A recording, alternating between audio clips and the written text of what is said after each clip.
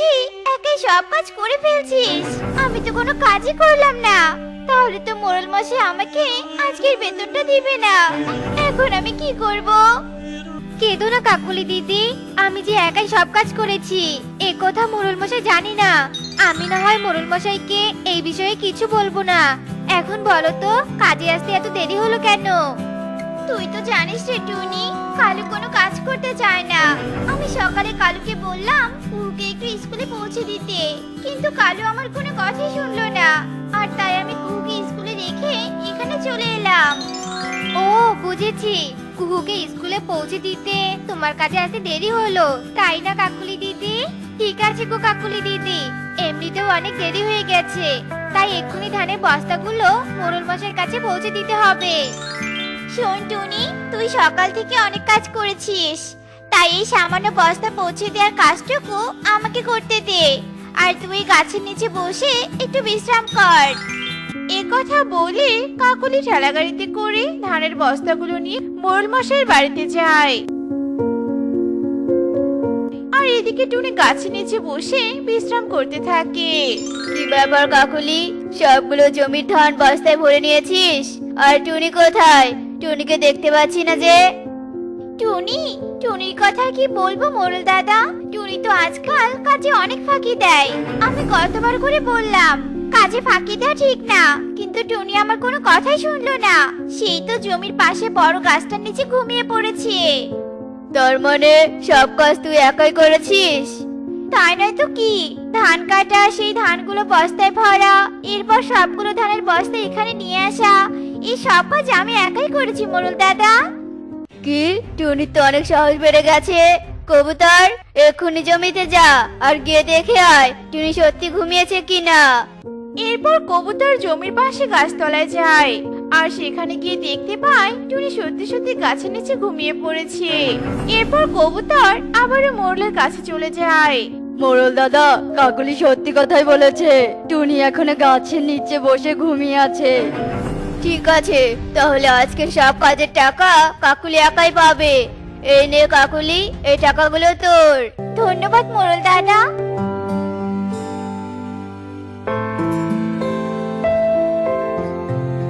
কি কাকুলি দিদি, তুমি এসেছো? আমি একটু বিশ্রাম নিতে গিয়ে কখন যে ঘুমিয়ে পড়েছি নিজেও জানি না। তা ছাড়ো এসব কথা, মোড়ল দাদা আমাদের কতগুলো টাকা দিয়েছে সেটা আগে বলো। মোড়ল দাদা তো শুধুমাত্র আমাকে টাকা দিয়েছে। আরে, মোড়ল দাদা শুধু তোমাকে কেন টাকা দিল? তাহলে আমার টাকা কে দিবে? আমি কিছু জানি না, তুই গিয়ে মোড়ল দাদাকে জিজ্ঞাসা কর।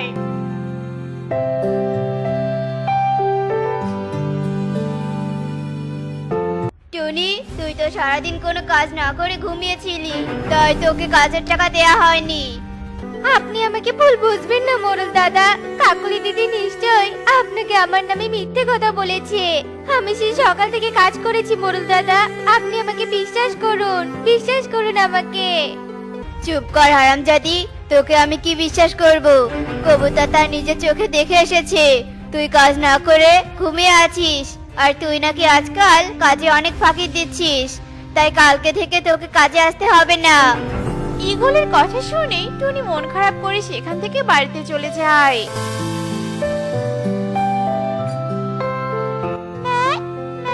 তুমি আমার জন্য নতুন জুতা নিয়ে এসেছো? কোথায় আমার নতুন জুতা মা? তুমি না বলেছিলে আজকে আমার জন্য নতুন জুতা নিয়ে আসবে। তোকে আমি নতুন জুতো কি করে এনে দিব রে মা? কালকে থেকে খাবার কিনবো কি করে সেটাও জানি না, কারণ মোড়ল দাদা যে আমাকে কাজ থেকে তাড়িয়ে দিয়েছে। বোকা টুনি, সারাদিন কাজ করেও এক পয়সাও পেল না, আর আমি কাজ না করেও কতগুলো টাকা পেলাম। কাকলি, তুমি এসব কি বলছো? আমাকে একটু ভালো করে বলো তো। এরপর কাকুলি কালুকে সব কথা খুলে বলে, আর টুনিকে ঠকাতে পেরে তারা আনন্দে লাফাতে থাকে। শোনো কাকলি, আমি একটা ভালো কাজ পেয়েছি, এই কাজটা করতে পারলে শুধু টাকা আর টাকা। তাই নাকি গো? কি এমন কাজ পেলে তুমি, বলো তো শুনি। আমাদের এই বনে একজন বড় ব্যবসায়ী আছে, যিনি আমাকে এই কাজটা দিয়েছে। আর কাজটা হচ্ছে এই বনের সমস্ত বাচ্চাকে কিডন্যাপ করে তার কাছে পৌঁছে দিতে হবে। এ তো বেশ ভারী কাজ মনে হচ্ছে। এই কাজ করতে গিয়ে কেউ যদি একবার বুঝতে পারে, তাহলে তোমাকে সোজা পুলিশের লকআপে ঢুকিয়ে দিবে। এর থেকে বাঁচতে হলে আমাদেরকে অন্য কোনো উপায় বের করতে হবে। আমার মাথায় একটা উপায় এসেছে গো, শোনো তবে। এরপর কালু তার বুদ্ধির কথা কাকুলিকে খুলে বলে, আর কালুর কথা শুনে কাকুলি অনেক খুশি হয়ে যায়। আর এভাবেই কেটে যায় বেশ কিছুক্ষণ। আর কিছুক্ষণ পরেই রাত হয়ে যায়। রাত হলে কালু ও কাকুলি টুনির বাড়িতে যায়।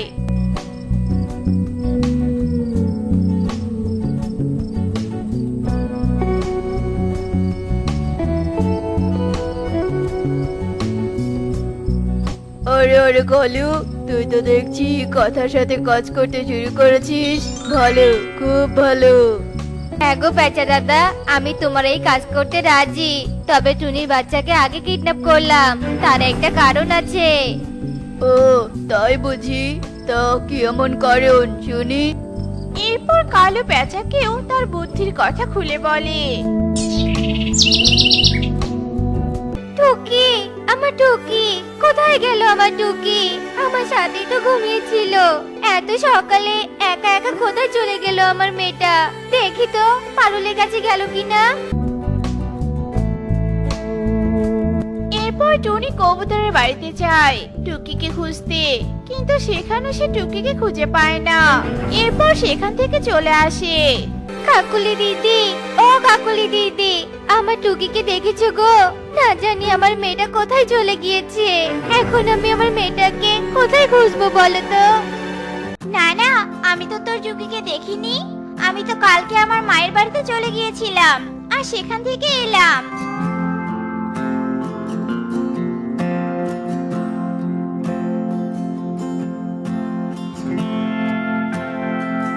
এই টুনি, তুই তোর মেয়েকে খুঁজছিস তাই না?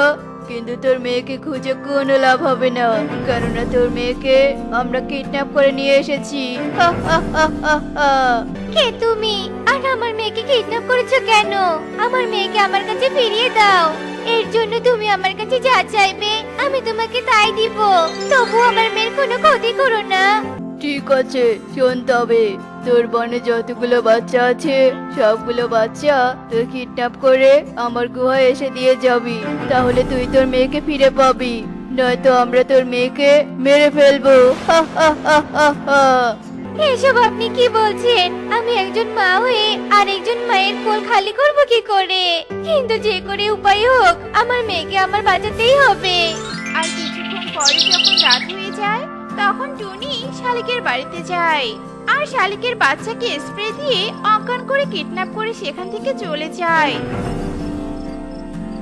এরপর টুনি কবুতরের বাড়িতে যায়, আর একইভাবে কবুতরের মেয়েকেও কিডন্যাপ করে সেখান থেকে চলে যায়। এভাবে টুনি একে একে সবার বাচ্চা কিডন্যাপ করে নিজের বাড়িতে নিয়ে যায়। আমাকে তোমরা সবাই মাফ করে দিও গো। নিজের মেয়েকে বাঁচাতে আমাকে এই বাজে কাজটা করতে হচ্ছে। এরপর টুনি সবগুলো বাচ্চাকে নিয়ে গুহায় চলে যায়। সেখানে গিয়ে কাউকে দেখতে না পেয়ে টুনি ডাকতে থাকে। কেউ আছো? আমি তোমাদের কথা মতো বাচ্চাকে কিডন্যাপ করে নিয়ে এসেছি। এখন আমার মেয়েকে তোমরা আমার কাছে ফিরিয়ে দাও। ঠিক আছে, তুই সবগুলো বাচ্চাকে এখানে রেখে চলে যা, আর গুহার বাইরে গিয়ে অপেক্ষা কর। আমরা তোর মেয়েকে তোর কাছে পাঠিয়ে দিচ্ছি। সবার চিৎকার চেঁচামেচিতেই সবগুলো বাচ্চার ঘুম ভেঙে যায়। কে তুমি? আমাদের সবাইকে কোথায় নিয়ে এসেছো? আমাদেরকে আমাদের বাবা মায়ের কাছে যেতে দাও। আমাদেরকে গুহাতে রেখে চলে যেও না। কি টুনি মাসি, তুমি আমাদের এখানে কিডন্যাপ করে নিয়ে এসেছো? তার মানে তুমি বাচ্চা চোর টুনি মাসি। টুনি বাচ্চাদের কথায় কান্না দিয়ে গুহার বাইরে চলে যায়। আর তখনই কালু গুহার পেছন রাস্তা দিয়ে টুকিকে নিয়ে গুহার বাইরে চলে আসে। ওই দেখ টুকি, তোর মা টুনি ওখানে তোর জন্য অপেক্ষা করছে। যা এক্ষুনি তোর মায়ের কাছে যা। এ কি কালু দাদা, তুমি এখানে? তার মানে তুমি ওই কিডন্যাপের দলে? ছি কালু দাদা ছি, অন্যের বাচ্চাকে কিডন্যাপ করতে তোমার মনে একটু বাধা দিল না? আর তোমরা কি ভেবেছিলে আমি একজন মা হয়ে একজন মায়ের কোল ফাঁকা করব? তা আমি কিছুতেই করব না। তাই তো এখানে আসার আগে পুলিশকে আমি সব কথা খুলে বলেছি, আর পুলিশকে সাথে করেও নিয়ে এসেছি। এরপর পুলিশ কালু আর বেচার হাতে হাত করা পরিয়ে তাদেরকে থানায় নিয়ে যায়। আর টুনি সব বাচ্চাদের নিয়ে বাড়ির দিকে যেতে থাকে। আর কিছুদূর পথে যাওয়ার পর টুনি দেখতে পায় সব বাচ্চাদের মা তাদের জন্য অপেক্ষা করছে। আমাকে তোমরা সবাই মাফ করে দিও। আমার মেয়েকে বাঁচানোর জন্য আমাকে এই বাজে কাজটা করতে হয়েছে। এরপর টুনি সবাইকে সব কথা খুলে